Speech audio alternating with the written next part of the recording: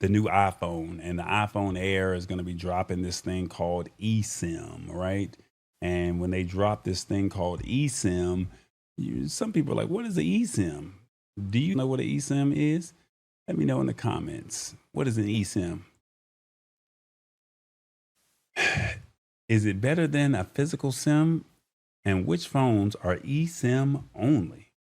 What we need to have a discussion on, if that makes sense. So, quick thing here, this new iPhone Air 17 Air, they're coming out with it. The Pixel 10 just came out with an eSIM. Let me see if I can get my screen on here. There we go. So you guys already know the regular SIM card here, right? Just a regular SIM card that's right there. This is what people are using. This is what they got right there. And that's the regular SIM. That's what's in most people's phones, right? And so now they came out with this thing called eSIM. And the tech world is moving on up like the Jeffersons, y'all. And basically with this eSIM thing, companies like Google and Apple are ditching those tiny plastic SIM cards for good. The new iPhone Air is all about that eSIM life, even in places like China where they've been holding out. They haven't been too keen on eSIM. And basically, eSIM is a digital version of the SIM card that's already built into your phone. That means you can add new phone numbers or switch carriers without having to pop open your phone and mess with those little itty bitty trays. And you can have that multiple number on one phone. So you can have a business line and a personal line, and all you're doing is just switching back and forth, which basically is a big move for people that like to travel or need a separate number. All right. It's not all perfect, but moving an eSIM to a new phone can be a little tricky. And some carriers still, they're saying they're not on board with making the process smooth. But with all these new phones dropping that are eSIM only, the carriers are going to have to get it together real soon. You got to fix that problem, especially when you're saying I'm leaving T-Mobile and I'm going to Verizon, or I'm leaving Boost and coming on up to AT&T. Apple is giving us a reason to switch with the new iPhone 17 Pro, which has a bigger battery because it doesn't need the physical SIM card slot. And a lot of big carriers are already on board with this. Now in the United States, T-Mobile, Verizon, and AT&T, they're fully supporting it for most of their plans. And they've been on this for a minute. And even some of the smaller, more budget-friendly brands like Mint Mobile and Google Fi and Visible, they're also down with this as well. I'm not sure if Boost and Metro PCS is doing this. Think about some of the phones that you see in places like Walmart or prepaid brands. They may not have invested in that stuff yet. So their whole business model is based on selling cheap physical SIM kits in store. So you buy the phone, but then you got to also buy the SIM card. So those Walmart prepaid phones, the government-based phones, they're not on eSIM just yet. So the question is switching yourself. If you're staying on the same platform, like going from an old iPhone to a new iPhone or from Samsung to another, the process is usually smooth. Apple has this eSIM quick transfer feature where you just put the two phones next to each other and it handles the transfer with just a few taps. Android does the same thing and it's almost as easy as just swapping a physical SIM card. But if you're trying to switch platforms like from Android to iPhone or vice versa, it gets a little bit more involved and you can't just wirelessly transfer the eSIM. Now, you probably have to hit up the carrier that you're with and say, hey, can you give me this QR code or activation code? And then you can scan that with your new phone to get your service. Because remember, your phone number is connected to your eSIM. And if you're going to another carrier, you got to go through some steps. So the game is changing. Back in the day, if you had a physical SIM, you could just pop it out and put it into any compatible phone. No questions asked. And with the eSIM, you're a little bit more tied to your carrier's process. It's getting better, but as more companies get their systems right, the best advice is to check out your carrier's website or app for the exact steps, because they'll all do things a little different. Now, with my current Pixel 9, I have a SIM card in here, and I also have an eSIM capability. So if I wanted to pop out my SIM card, my phone number is attached to that SIM card. But what they're doing now is, hey, we have a bigger battery. It could be waterproof. It could be safer. Someone steals your phone, they take the SIM card, you're gone. At least with eSIM, it says if your phone gets lost or stolen or damaged, your eSIM is a lot safer than a physical SIM card. But you got to move quick. Now they're saying you got to lock that eSIM down immediately. You can do this by logging into your carrier's website or app from another device, or by calling their customer service line. Now this shuts down the service on your old phone, so nobody can use your number, and it's way more secure than a physical SIM, which somebody stealing your phone can't just pop out and put in their own phone. The old phone, they can put in a new SIM card and they can walk around with your phone. The eSIM, you call, shuts down the whole phone quickly.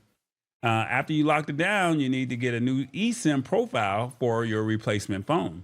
The process for this depends on your carrier. So you got to call them up and you got to use the carrier's app, or you got to go do an in-store visit. So your number isn't on the phone, it's a digital profile, and that your carrier can manage. And so you don't lose your number, and it's a lot harder for someone else to mess with it. The process is a bit different than just swapping out the card, but it's often more secure, and you can get it done without even leaving your house. The number of eSIMs that you can have on your phone is broken down into two parts. You can store up to 8 eSIMs on your phone. The Galaxy phones say they can hold up to 20. But the thing is, you can only have 2 of them active at the same time. So why would you need 20 eSIMs if you do a lot of traveling? Yeah, you might need some. I don't know anybody that needs that, but hey, this is where technology is going. They're going away from SIM cards, physical SIM cards, and they're going into eSIM. So when it comes to having them active, most new phones, especially the latest iPhones, 13 and up, Google Pixel 6 and up, like I said, 2 eSIMs can be active at once. And this is called dual SIM standby, DSDS, which means both lines can receive calls and texts at the same time. You can have your personal number on one and your work or travel number on the other, and all active on the same phone without having to switch. Now, for your data, you'll just pick which of the 2 you just want to use at any given time. So you can store as many as up to 8 on most phones, up to 20 on Samsung phones, and then you can only have 2 of them active at the same time. And they're saying the main reason you go with an eSIM over a physical SIM card is for convenience and flexibility. No more fumbling. You don't have to deal with those tiny little plastic cards, such as this one here that I have in my hand, because this is in the card, but the SIM card is really small, and if you drop it, you got to put up a magnifying glass to try and find it, right? And they said you could travel like a pro. Instead of hunting down a local SIM card store when you land in a new country, you can just download a data plan from a company. I know this company because I've used them before, but you can download a data plan from a company called Airalo, right to your phone, and you can get your regular phone number active on one SIM and the travel data plan on another, so you don't miss a beat. It's more secure. A physical SIM can be popped out by a thief, which makes it harder to track your stolen phone. And then with the eSIM, it's just locked to your device. A thief can't just take your number and put it in their phone. Dual SIM is easy. Want a separate line for work or for a side hustle? With an eSIM, you can have a personal and a business line on the same phone without a second physical card. Most new phones let you have 2 lines active at the same time.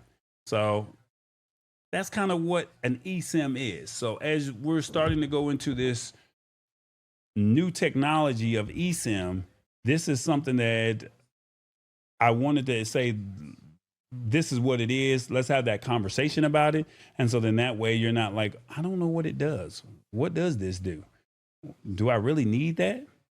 I want to break this down, and I don't want to be too long-winded about it. Here are 5 of the most well-known eSIM companies out there, especially for people who like globetrotting. There's a company called Airalo, Holafly, Nomad, Saley, and Ubigi. Now, the thing about these people, they're on a different type of hustle because, and this is the difference between eSIM and then what eSIM services are when you travel abroad. All right. So that means Apple and Google are the ones building the car, while companies like Airalo and the other ones are selling the gas. Apple and Google's role is basically saying, we are the device makers. They're the ones pushing the whole industry to go to eSIM only. Their goal is to make the phone itself better, whether that's the thinner design or the bigger battery. So by getting rid of the physical SIM card slot, they're basically setting the standard and making it easy for you to activate an eSIM from a regular carrier. And then they're also saying that they're focused on the hardware and the core software that makes it all work. Now, with these eSIM companies, Airalo, Holafly, and these other companies, they are what you call mobile virtual network operators. So MVNO. Those are for travelers. You don't own the cell tower or the network infrastructure. Instead, they buy the data in bulk from local carriers all over the world and then resell it to you in a smaller, more flexible package. Their whole business is about giving you easy, affordable way to get data when you're traveling without paying those crazy international roaming fees. So you're not going to use these services unless you're traveling abroad. You will have an eSIM. But if you want faster data when you travel abroad, that's when you would use one of these services. All the way up until eSIM launch, if you traveled abroad, you would use these eSIM companies, and then they would provide the data for you. Now, Apple and Google is saying, no, we're going to go eSIM only. So now we can have a bigger battery, which means you can have longer talk time or video playback time on your phone. You can have more security. So if your phone gets stolen, all you got to do is call us and we can lock the whole phone down, as opposed to pulling that SIM card out, like I mentioned earlier. And it could also be waterproof. So right now they say it's IP68 related, but now you could probably go swimming with the phones. I don't know why you would want to go swimming with the phone, but maybe you dropped it in some water. Maybe that's why having this eSIM, it could probably have a waterproof phone. We're starting to go in those days. All right. So I'm just letting you guys know what's going on when it comes to eSIM. I know it's a lot. I know I'm talking, a lot about this, but I just want you guys to know what eSIM is. I don't want to go over your head, but when you start hearing what eSIM is, you have an idea of what this is and you know how to move accordingly and say, oh, okay, this is better protection for me. Is there anything else I wanted to share with you with this? A little bit more. It's basically saying when you get an eSIM from AT&T or Verizon, that's your main long-term line with a phone number for calls and texts. So when you get one from that eSIM company, is usually just a temporary data plan, like a prepaid debit card for the internet that you'll just use for a specific trip. And basically the real genius of Apple and Google's push is that it makes it easier to use the service from a company like the Airalo or those other eSIM providers. You can have your regular phone number from your home carrier on one eSIM and a cheap data plan from one of those eSIM companies at the same time. You don't have to choose between them or mess with a physical card. You can get the best of both worlds. So eSIM technology, it's here. Not trying to go over your head. Just wanted to share with you what it is. Let me know in the comments, what do you think of eSIM? It's here.